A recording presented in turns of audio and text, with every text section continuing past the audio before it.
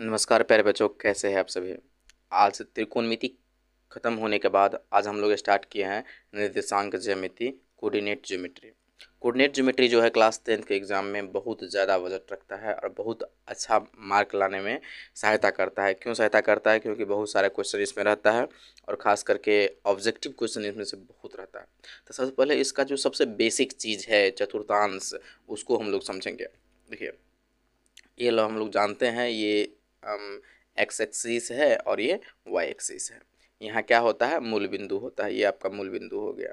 Okay, अब यहाँ देखिए, इसको कहा जाता है प्रथम चतुर्थांश, जो कि दोनों किस में रहता है? प्लस में रहता है। ये द्वितीय हो गया, ये जो है प्लस माइनस में है और सेकंड जो है प्लस में है। ये हो गया थर्ड चतुर्थांश, इसमें दोनों क्या है? माइनस में है। एक्स वाई दोनों माइनस में रहेगा। और चतुर्थ चतुर्थांश में क्या होता है? ये प्लस में रहेगा और ये माइनस में। ये है क्या चीज़ है? कोई भी कोऑर्डिनेट को हम लोग लिखते हैं तो ये इस फॉर्म में लिखते हैं, एक्स वाई के फॉर्म में लिखते हैं। अगर कोई ऐसा लिखा हुआ है -3,4 लिखा हुआ है, तो हम कैसे ये पता करेंगे ये किस क्वाड्रेंट का है, किस चतुर्थांश का है? तो यहाँ एक्स माइनस में है, एक्स किस में है? माइनस में है। यहाँ वाई प्लस में है, तो यहाँ एक्स किस में है? माइनस में है, वाई प्लस में है। तो इसका मतलब ये सेकेंड क्वाड्रेंट का है, मतलब द्वितीय चतुर्थांश का है। इस तरह से इसमें पता किया जा सकता है। इसमें कुछ क्वेश्चन हम लिए हुए हैं, तो देखिए यहाँ समझिए। कहता है 5-4 बिंदु किस चतुर्थांश में स्थित है? यहाँ देखिए, कोई भी कोऑर्डिनेट जो है वो एक्स वाई के फॉर्म में होता है। कहने का मतलब ये है, जो 5-4 में हम ये कह सकते हैं एक्स बराबर 5 है और वाई बराबर क्या है? -4 है। तो एक्स बराबर 5 है, वाई बराबर -4 है, एक्स वाई के फॉर्म में है, तो हमको देखना है कौन ऐसा चीज़ है जो प्लस माइनस में है। किसमें है? प्लस और माइनस में है। तो यहाँ आप देखिए, प्लस माइनस चतुर्थांश जो है फोर्थ चतुर्थांश है, प्लस माइनस जो है वह चतुर्थ चतुर्थांश में है। तो इसका हम लोग कह सकते हैं ये क्वेश्चन जो है इसे फोर्थ क्वाड्रेंट में है, चतुर्थ चतुर्थांश में है। बात समझिए ना, ये जो है वह फोर्थ क्वाड्रेंट में है। अब इसका क्वेश्चन सब देखिए, जो हम लोग पर 7.1 जो है वो पूरा का पूरा क्वेश्चन जो है वह इस बात पे डिपेंड करता है, जो किसी भी दो बिंदु के बीच में जिसका हम लोग कोऑर्डिनेट दिया रहे तो उसका दूरी कैसे निकालते हैं, उसका डिस्टेंस कैसे निकालते हैं। ये देखिए, यहाँ एक लाइन सेगमेंट है, रेखाखंड है, रेखा है, लाइन है, जिसका ए का कोऑर्डिनेट जो है इतना दिया हुआ है, ए का कोऑर्डिनेट इतना दिया हुआ है और बी का कोऑर्डिनेट इतना दिया हुआ है। यहाँ आप देख सकते हैं ए का कोऑर्डिनेट, बी कोऑर्डिनेट। तो इसमें x1 y1 मान लिए हैं, इसको x2 y2 मान लिए हैं। अगर इन दोनों के बीच की हमको दूरी निकालना है, इन दोनों के बीच की दूरी निकालना है, तो हम लोग इसका दूरी निकालने के लिए ए बी बराबर, यहाँ देखिए, ए बी बराबर x2 माइनस x1 का होल स्क्वायर होगा, y2 माइनस y1 का होल स्क्वायर होगा। अब इसी पे कुछ क्वेश्चन लिए हुए हैं। देखिए, प्रश्न है, जो बिंदुओं के निम्नलिखित युग्मों के बीच की दूरियां ज्ञात कीजिए। क्वेश्चन ये है 2, 3 और 4, 1। मान लेते हैं कोई एक चतुर्थांश है जिसमें एक बिंदु जो है 2, 3 है और दूसरा जो है वो 4, 1 है। ये आप लिख भी सकते हैं, नहीं भी लिख सकते हैं। तो सबसे पहले हम लोग प्यारे बच्चों क्या करेंगे, यहाँ लिखेंगे, यहाँ x बराबर कितना हो जाएगा? x1 कितना हो जाएगा? पहला वाला x1 y1, ये हो जाएगा x2 y2। x1 जो है वो 2 हो जाएगा, y1 जो है 3 हो जाएगा, x2 जो है वो 4 हो जाएगा और y2 जो है 1 हो जाएगा। अब ए बी के बीच की दूरी कितना निकलेगा? फॉर्मूला क्या होता है? x2 माइनस x1, मतलब 4 माइनस कितना हो जाएगा? 2 हो जाएगा। 4 माइनस 2 का whole square plus y2 minus y1, 1 minus 3, 1 minus 3 का होल स्क्वायर। अब ये हो जाएगा 2 का स्क्वायर प्लस ये हो जाएगा -2 का स्क्वायर, फिर भी ये हो जाएगा 4, ये भी हो जाएगा 4, मतलब कितना? रूट कितना? 8, 8 कितना लेंगे? 2√2। इसका आंसर कितना हो जाएगा? 2√2।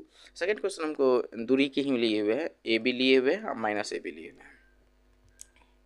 बात समझिए इस पर। तो इसी में हम लोग देख रहे थे, अगर यहाँ x1 जो है वह कितना हो जाएगा? ए हो जाएगा, y1 जो है बी हो जाएगा, x2 जो है -a हो जाएगा, y2 जो है माइनस बी हो जाएगा। तो हम लोग क्या करेंगे, दूरी सूत्र पे, ये जो दूरी सूत्र है मेरा, इस पे क्या करेंगे, रिप्रेजेंट कर देंगे। तो हमको इन दोनों के बीच की दूरी निकल जाएगा। जब भी आपको दूरी सूत्र निकालना है, दो बिंदुओं के बीच की दूरी निकालना है, तो ये सूत्र आप इसमें लगाइए और आपका कंप्लीट क्वेश्चन बन के तैयार हो जाएगा। x1 y1 और y मतलब x1 y1 और y1 कहने का मतलब ये है, जो जैसे कि 2 5 है, कॉमा है, और 6 - 3 है। तो इसको हम लोग क्या करेंगे, इसको हम लोग क्या करेंगे, ये x1 y1 हो गया और ये x2 y2 हो गया। इस तरह से इसे लिखा जाता है। और ये आपका कम्प्लीटली फार्मूला हो गया, दूरी सूत्र हो गया। इसमें हम लोग कई सारे और क्वेश्चन लिए हुए हैं, बेसिक क्वेश्चन सब। तो हम लोग 7.1 का और क्वेश्चन देखेंगे। अब देखिए क्वेश्चन ये है, निर्धारित कीजिए कि बिंदु इतना, इतना और इतना संरेखी है। संरेखी क्या होता है, इसको समझिए आप। अगर हम एक ही लाइन लेंगे, या फिर अगर हम एक ही लाइन लेते हैं, तो इसको ए मान लेते हैं, इसको बी मान लेते हैं, इसको सी मान लेते हैं। यहाँ देखिए ए जो है 1 5 है, 1,5 है। ये जो है वो 2,3 है, और ये जो है -2 - 11 है। तो सबसे पहले हम लोग ए बी निकालते हैं। ए बी का जो डिस्टेंस होगा प्यारे बच्चों, यहाँ देखिए, ये तो x1 y1 हो गया, ये x2 y2 हो गया ना जी। तो 2 - 1 का whole square plus y2 - y1 3 - 5 का होल स्क्वायर, 3 - 5 का होल स्क्वायर। इसको हम लोग इस तरह से भी लिख सकते हैं। कैसे, 2 में से 1 गया तो कितना, 1 का स्क्वायर, अब प्लस 3 में से 5 गया तो -2 का स्क्वायर। मतलब क्या, 1 प्लस -2 का स्क्वायर मतलब 4 रूट, तो कितना हो जाएगा, रूट कितना हो जाएगा, 5 हो जाएगा। फिर अगर हम बी और सी निकालते हैं, क्या निकालते हैं, बी सी। यहाँ देखिए संरेखी कैसे पहचान होता है, ध्यान दीजिए। बी सी कितना है, तो इसमें x1 y1 हो जाएगा, x2 y2 हो जाएगा, तो -2 -2 का होल स्क्वायर प्लस -11, ये 11 है, -11 -3 का होल स्क्वायर। इसको हम लोग इस तरह से भी लिख सकते हैं, -2 मतलब कितना, -4 का होल स्क्वायर प्लस -14 का होल स्क्वायर। अब इसको कितना, 16 प्लस 14 का स्क्वायर कितना होता है, 14 का स्क्वायर 196। इसमें अगर 16 जोड़ेंगे तो कितना हो जाएगा, 212 रूट के अंदर हो जाएगा। हाँ जी, 212 कितना हो जाएगा, रूट के अंदर हो जाएगा। अब इसमें हमको ये देखना है, ठीक है। अब हम निकालते हैं ए सी, मतलब अब यहाँ से लेकर यहाँ से लेकर यहाँ तक का डिस्टेंस निकालते हैं ए सी कितना हो जाएगा, 1 5 है, इधर -2 है, तो -2 - 1 -2 - 1 का होल स्क्वायर, x2 - x1 का होल स्क्वायर, फिर -11 - 5 का होल स्क्वायर। इसको हम लोग कितना लिख सकते हैं, -3 का होल स्क्वायर प्लस -16 का होल स्क्वायर, -3 जो है, -3 का होल स्क्वायर जो है, तो कितना हो जाएगा, 3 3 9 प्लस 16 का स्क्वायर कितना होता है, 256 में अगर हम लोग 9 जोड़ देते हैं तो कितना हो जाएगा, 265 अंडर रूट। अगर संरेखी हम लोग तब मानेंगे जब ए बी जो है वह बी सी के बराबर, ए बी और बी सी का एड जो है वह ए सी के बराबर है। कहने का मतलब ये है, ए बी के बीच की दूरी, ये जो आंसर है, बी सी के बीच की दूरी, ये जो आंसर है, वह ए सी के बीच की दूरी के बराबर है। बात समझ गए ना, ए सी के बीच की दूरी के बराबर है, ऐसा है तो संरेखी है, अगर नहीं है तो संरेखी नहीं है। चलिए नेक्स्ट क्वेश्चन देखते हैं।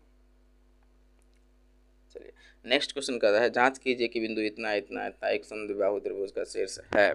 तो अगर त्रिभुज हमसे पहचानने के लिए कहता है, तो बाबू हम लोग इस तरह से जानते हैं, जो त्रिभुज 3 गो होता है, समबाहु त्रिभुज, समद्विबाहु त्रिभुज और विषमबाहु त्रिभुज।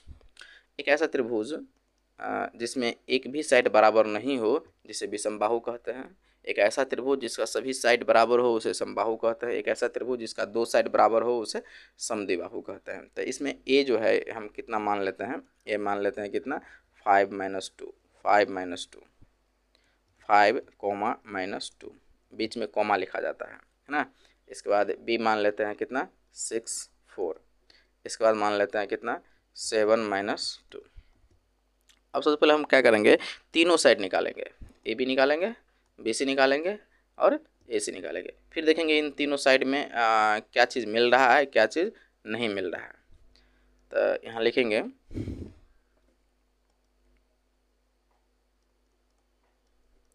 मान लिया कि त्रिभुज ए बी सी जिसका शीर्ष ए कितना है बाबू 5 - 2, बी कितना है 6 और 4 और सी कितना है 7 - 2 है। तो ए बी निकाल लेते हैं पहले, ए बी बराबर, जब ये हम ए पहले लिखते हैं तो इसका मतलब ए का जो कोऑर्डिनेट है वो x1 y1 होगा। तो x1 y1 और बी कोऑर्डिनेट x2 y2। तो 6 माइनस कितना 5, 6 - 5 का होल स्क्वायर प्लस 4 माइनस यहाँ भी माइनस लगा हुआ है तो माइनस प्लस 2 का होल स्क्वायर कितना हो जाएगा बाबू 6 में से 1 स्क्वायर और प्लस 6 का स्क्वायर मतलब कितना 1 + 36, मतलब मिला जुला के कितना हो गया √37 हो गया। फिर आप देखिए तो हम निकालते हैं बी सी कितना हो जाएगा बाबू।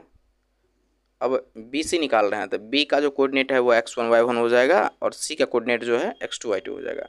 तो बी सी तो 7 - 6 का होल स्क्वायर प्लस -2 -4 का होल स्क्वायर। इसको इस तरह से लिख सकते हैं, घटेगा तो 1 स्क्वायर प्लस 4 2 कितना हो गया -6 का स्क्वायर मतलब कितना जो 1 + 36 बराबर √37। अब हम लोग निकालते हैं कहते हैं ए सी, सबसे लास्ट में निकालते हैं ए सी, क्योंकि त्रिभुज को पहचान करने के लिए तीनों साइड होना जरूरी है। तो तीनों साइड का डिस्टेंस निकाल लेंगे तो पता चल जाएगा त्रिभुज कौन सा है।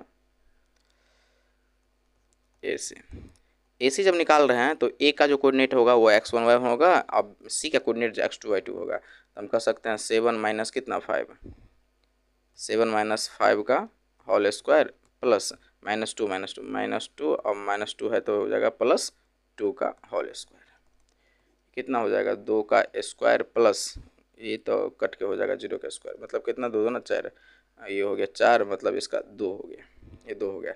अब यहाँ देखिए त्रिभुज का समद्विबाहु होने का रूल क्या है, भाई दो साइड बराबर होना चाहिए। तो यहाँ देखिए बाबू ए बी जो है ए बी कितना है ए बी √37 है और बी सी भी √37 है। तो बी सी के बराबर है और दोनों के बराबर क्या चीज़ ए सी। तो अगर किसी त्रिभुज के अंदर दो साइड बराबर है तो इसका मतलब वो समद्विबाहु है। तो इसका आंसर होगा हाँ। समझ गए। तो त्रिभुज में अगर हमको पहचान करना है तो इस तरह से हम पहचान कर सकते हैं। अगर त्रिभुज 3 त्रिभुज होता है समबाहु, समद्विबाहु और विषमबाहु, अगर कोई भी साइड बराबर नहीं आया मतलब विषमबाहु त्रिभुज है, अगर सभी साइड बराबर आ गया मतलब समबाहु त्रिभुज है, और त्रिभुज के दो साइड बराबर हुआ तो उसे हम क्या कहते हैं समद्विबाहु। इस तरह से हम वर्ग का भी पहचान कर सकते हैं। अगर हम ऐसा क्वेश्चन मिले हमको कहेगा वर्ग का पहचान कीजिए तो देखेंगे सभी साइड निकाल लेंगे और बराबर हो जाएगा तो वर्ग हो जाएगा। अगर अपोजिट साइड हमको इक्वल मिल रहा है तो वह आयत हो जाएगा। इस तरह से हम निकाल सकते हैं, क्वेश्चन को बना सकते हैं। बस इतना ही था। ये 7.1 का जो बेसिक क्वेश्चन सब है ये क्वेश्चन है, और 7.1 का नेक्स्ट पार्ट जल्दी ही लाएंगे जिसमें हम लोग एक्सेस पे बात करेंगे। तब तक के लिए जय हिंद। चैनल को सब्सक्राइब कीजिए, शेयर कीजिए। धन्यवाद।